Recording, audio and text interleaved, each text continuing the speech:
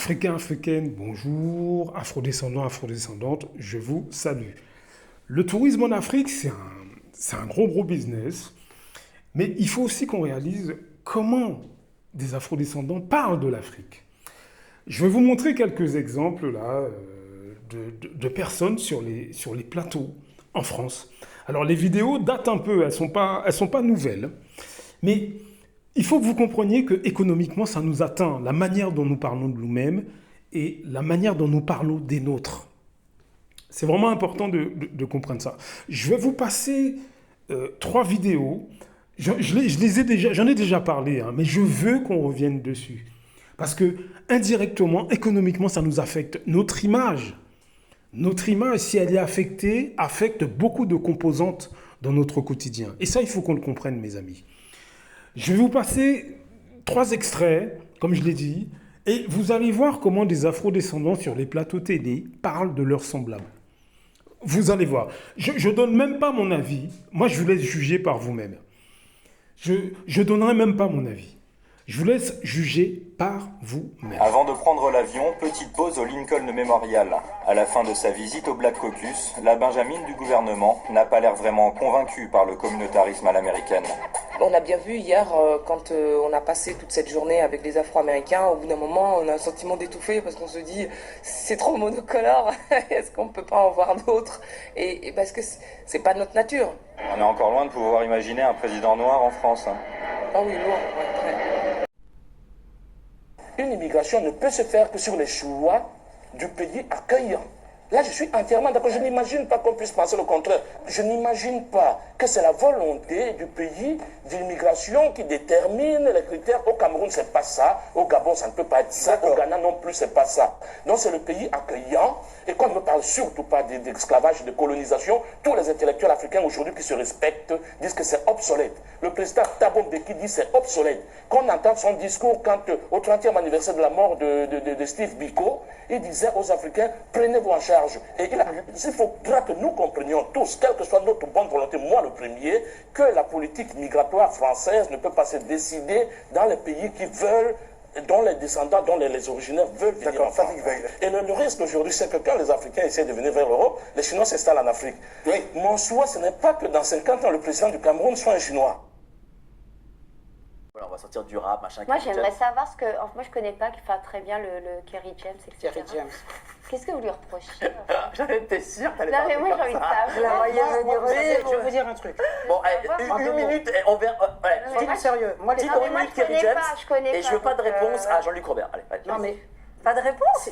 Non, parce que ça va durer 2 heures et que on n'a qu'une demi-heure pour parler de P. Diddy. On est là sur P. Diddy. Allez-y. Bon, déjà, le rap, la culture noire, c'est extrêmement important. Il faut savoir que moi, je sais de quoi je parle, puisque j'ai écouté longtemps du rap et j'ai connu pas mal de gamins, des jeunes blacks qui écoutaient du rap. C'est extrêmement important.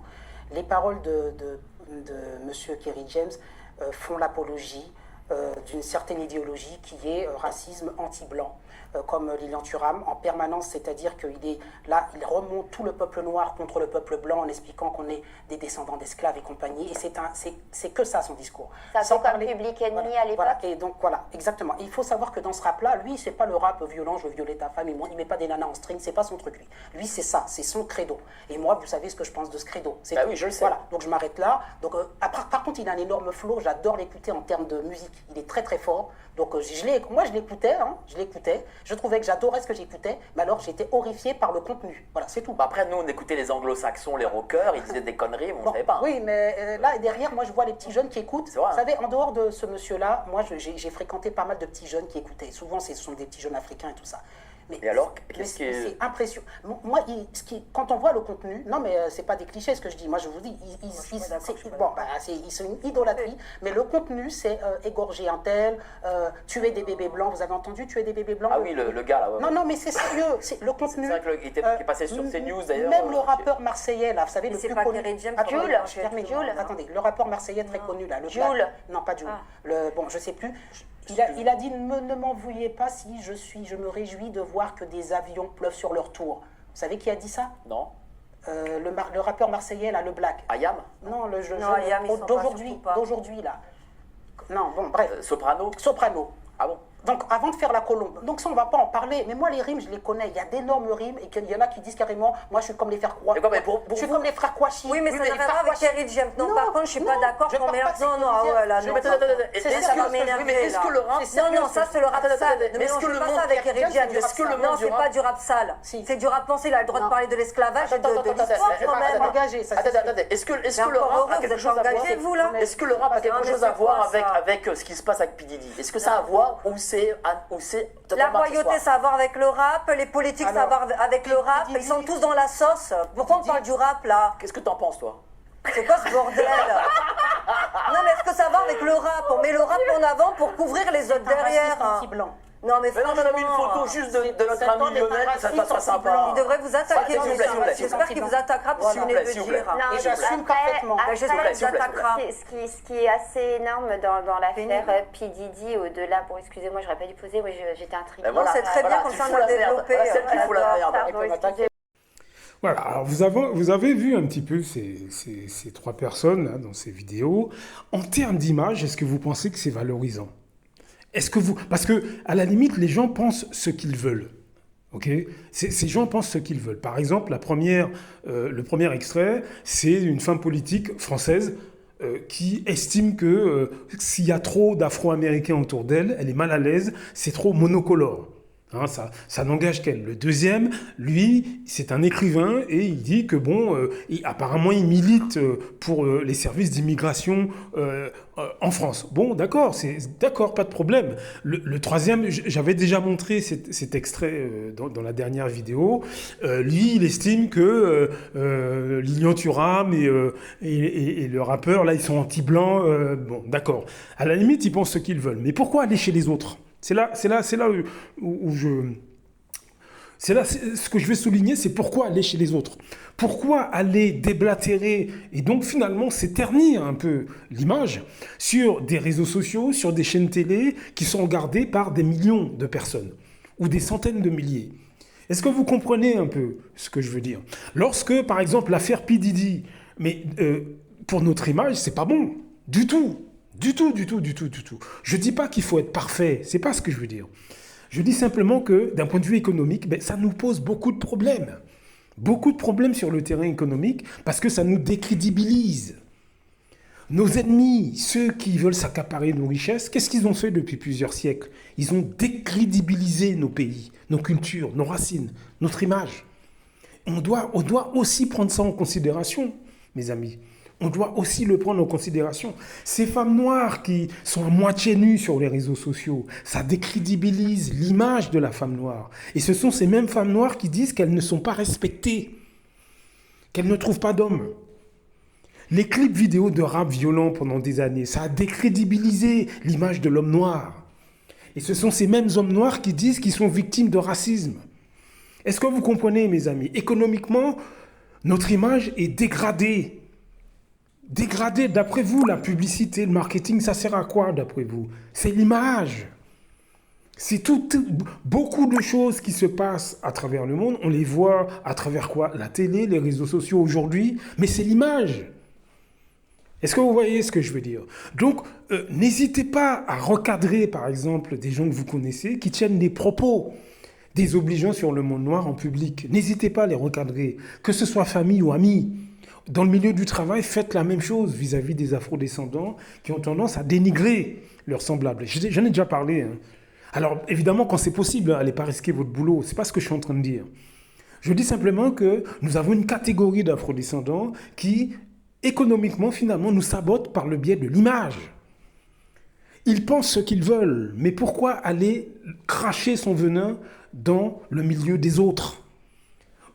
On ne voit pas ces afro-descendants aller en Afrique ou dans les Antilles tenir ce type de propos. Là, les Noirs médiatisés qu'on a vus là, dans les exemples que je vous ai montrés, on ne les voit pas aller en Afrique ou sur les podcasts organisés par des Africains ou des Afro-Antillais, etc. On ne les voit pas aller et tenir ces propos-là. Non, ils ne le font pas. Pourquoi donc ils vont chez les autres?